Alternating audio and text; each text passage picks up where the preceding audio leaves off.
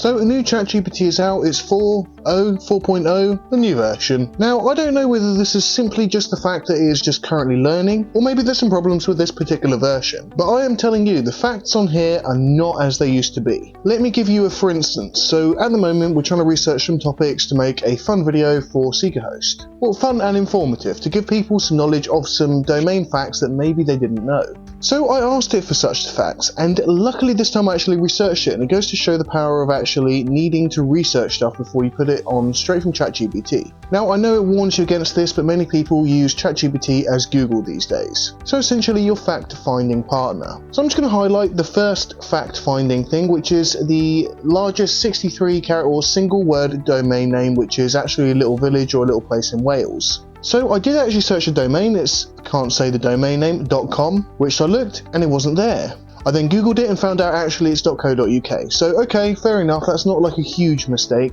So I went and I let ChatGPT know that actually it ends in .co.uk and please can they change a number 5 because actually it's a little bit offensive to read that fact. And now it's corrected that, we got .co.uk, which is fine, and then I read number 3, which is the highest domain name sale in history was cars.com at 872 million. I thought, wow, great fact, really good to know, until I read number 5, which is the most expensive domain ever sold is voice.com at 30 million. Doesn't make sense. So I let it know that number 3 and 5 contradicts themselves, and in fact it goes, yes, you're right, there seems to be a contradiction regarding the most expensive domain sale. Let me correct that. So then I come down and notice that actually now it's given me number 3, which is the most expensive domain, which is at 30 million for voice.com. Now, I'm no genius, but I know that it's just told me that another one has just sold for hundreds of millions. So I say if cars.com sold for 872 million, how's voice.com the most expensive one? To which, for now the third time I've got, you're right, it looks like I made a mistake, let me correct that for you. And let me show you what it corrected to.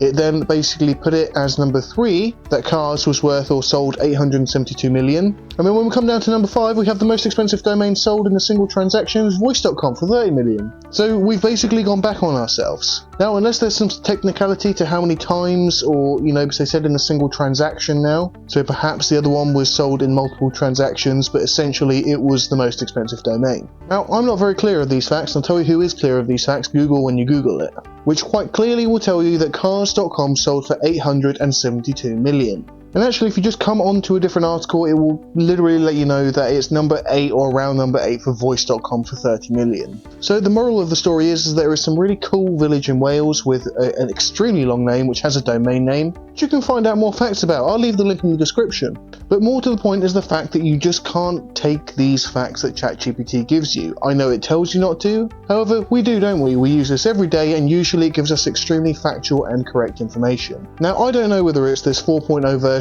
but I actually went back to ChatGPT 4 and I got a much more concise article which I'm going to use to now script my video essentially. And I researched each piece of information.